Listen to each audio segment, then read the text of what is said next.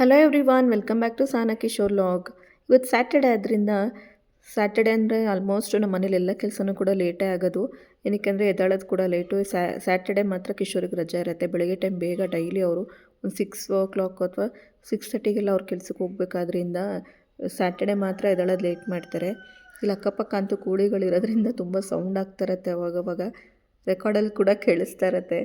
ಅವ್ರಿಗೆ ತೆಂಗಿನಕಾಯಿ ಬೇಕು ಅಂತ ಹೇಳಿ ತೊಗೊಬರೋಕ್ಕೆ ಅಂತ ಹೋದರು. ಅವಾಗ ಪಾಪು ಕೂಡ ಈಚೆ ಕರ್ಕೊಂಡೋಗಿ ಹಂಗೆ ಸುಮ್ಮನೆ ಕೋಳಿ ಮತ್ತು ಹಸು ಎಲ್ಲ ತೋರಿಸ್ತಾ ಇದೆ.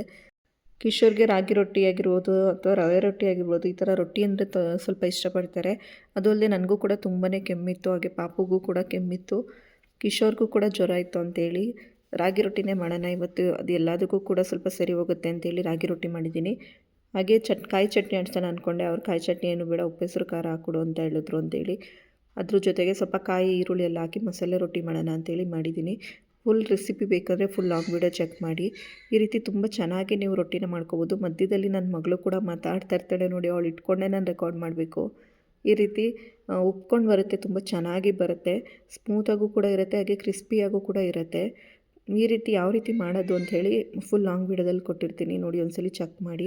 ಇವಾಗಂತೂ ಚಳಿಗಾಲ, ಅದರಿಂದ ಈ ಥರ ರೊಟ್ಟಿ ಎಲ್ಲ ತುಂಬ ಚೆನ್ನಾಗಿ ತಿನ್ನೋದಕ್ಕೆ ಇಷ್ಟ ಆಗುತ್ತೆ ಎಲ್ಲರಿಗೂ ಕೂಡ. ಅದು ಯಾವ ರೀತಿ ಮಾಡೋದು ಅಂತ ಕೆಲವೊಬ್ಬರು ಕೈಯಲ್ಲಿ ಕಲಿಸ್ಬಿಟ್ಟು, ನಾನು ಕೂಡ ಅಷ್ಟೇ ಟೈಮ್ ಇಲ್ಲ ಅಂದರೆ ಹಂಗೇ ಕಲಿಸ್ಬಿಟ್ಟು ಕೈಯಲ್ಲಿ ಬಳ್ಕೊತೀನಿ. ಟೈಮ್ ಏನಾರು ಇದ್ದರೆ ಈ ಥರ ರೊಟ್ಟಿನ ಮಾಡ್ಕೋತೀನಿ.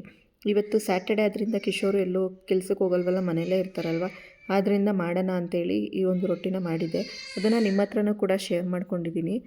ನೋಡಿ ಎಷ್ಟು ಚೆನ್ನಾಗಿ ಬರುತ್ತೆ. ಹಾಗೆ ಒಂಚೂರು ಪೇಪರ್ಗೂ ಕೂಡ ಅಂಟ್ಕೊಳ್ಳೋದಿಲ್ಲ, ಹಾಗೆ ತವೋಗೂ ಕೂಡ ಅಷ್ಟೇ ಅಂಟ್ಕೊಳ್ಳೋದಿಲ್ಲ. ನೋಡಿ ಒಂದು ಸ್ವಲ್ಪ ಎಣ್ಣೆ ಹಾಕೋಬೇಕಷ್ಟೇ, ತುಂಬ ಚೆನ್ನಾಗಿರುತ್ತೆ. ಹಾಗೆ ಎಲ್ತಿ ಫುಡ್ ಕೂಡ ಇದು. ನೀವು ಡಯಟ್ ಮಾಡೋರು ಕೂಡ ಈ ಥರ ಒಂದು ರೊಟ್ಟಿನ ಬೆಳಗ್ಗೆ ಟೈಮು 2 ರೊಟ್ಟಿ ತಿಂದರೂ ನಿಮಗೆ ಮಧ್ಯಾಹ್ನ ಊಟ ಬೇಕು ಅಂತಲೇ ಅನಿಸಲ್ಲ, ಅಷ್ಟು ಚೆನ್ನಾಗಿ ಹೊಟ್ಟೆ ತುಂಬ್ದಂಗಿರುತ್ತೆ. ಆವಾಗಿನ ಕಾಲದವ್ರಂತೂ ಇದೇ ಥರ ರೊಟ್ಟಿನ ಕೈಯಲ್ಲಿ ತಟ್ಬಿಟ್ಟು ಒಲೆಯಲ್ಲಿ ಬೇಯಿಸ್ಕೊಂಡು ತಿಂತಾಯಿದ್ರು. ನಾನು ಹಳ್ಳಿ ಸೈಡ್ ಹೋದಾಗ ಅದನ್ನು ತುಂಬ ಇಷ್ಟಪಡ್ತೀನಿ. ಅದ್ರ ಮೇಲೆ ಅವರು ಬೆಣ್ಣೆ ಹಾಕ್ಕೊಡ್ತಾಯಿದ್ರು, ತುಂಬ ಇಷ್ಟ ಆಗ್ತಿತ್ತು ನನಗೆ. ಅಕ್ಕಿ ರೊಟ್ಟಿನೂ ಅಷ್ಟೇ ಇಷ್ಟಪಡ್ತಾರೆ ಇವರು ಕಿಶೋರು. ಅದರಿಂದ ಅವ್ರೇನಾದ್ರು ಫ್ರೀ ಇದ್ದ ಟೈಮಲ್ಲಿ ನಾನು ಆಲ್ಮೋಸ್ಟ್ ರೊಟ್ಟಿ ಈ ಥರನೇ ಅವ್ರಿಗೇನು ಇಷ್ಟ ಆಗುತ್ತೋ ಅದನ್ನೇ ಮಾಡ್ತಾಯಿರ್ತೀನಿ.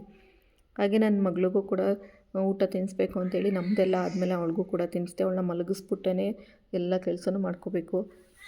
ಆಮೇಲೆ ಅವಳಿಗೂ ತಿನ್ನಿಸಿ ಇವಾಗ ಸ್ನಾನ ಕೂಡ ಮಾಡಿಸ್ಬೇಕು ಅವಳಿಗೆ. ಇವತ್ತೊಂದು ಲಾಗ್ ಇದಾಗಿತ್ತು. ಇಷ್ಟ ಆದವರು ಆದಷ್ಟು ಒಂದು ಲೈಕ್ ಕೊಟ್ಟು, ಯಾರೆಲ್ಲ ಸಬ್ಸ್ಕ್ರೈಬ್ ಮಾಡಿಲ್ಲ ಸಬ್ಸ್ಕ್ರೈಬ್ ಮಾಡಿ ಸಪೋರ್ಟ್ ಮಾಡಿ. ಈ ರೀತಿ ಒಂದು ಡೈಲಿ ರೊಟೀನ್ ನಂದಿರುತ್ತೆ, ಅಂದರೆ ಸ್ಯಾಟರ್ಡೆ ರೊಟೀನ್ ಇದು. ಡೈಲಿ ರೊಟೀನ್ ಕೂಡ ಶೇರ್ ಮಾಡ್ತಾಯಿರ್ತೀನಿ. ಹಾಗೆ ನನ್ನ ಮಗಳದ್ದು ಆಟ ಆಡೋದಿರ್ಬೋದು, ಅವಳಿಗೆ ಯಾವ ರೀತಿ ನಾನು ಫುಡ್ ಕೊಡ್ತೀನಿ ಅದನ್ನು ಕೂಡ ಶೇರ್ ಮಾಡ್ತಾಯಿರ್ತೀನಿ. ಆದಷ್ಟು ಲಾಂಗ್ ವೀಡಿಯೋಗೂ ಕೂಡ ಸಪೋರ್ಟ್ ಮಾಡಿ ಅಂಥೇಳಿ ಒಂದು ಲಾಗ್ನ ಎಂಡ್ ಮಾಡ್ತಾಯಿದ್ದೀನಿ. Thank you.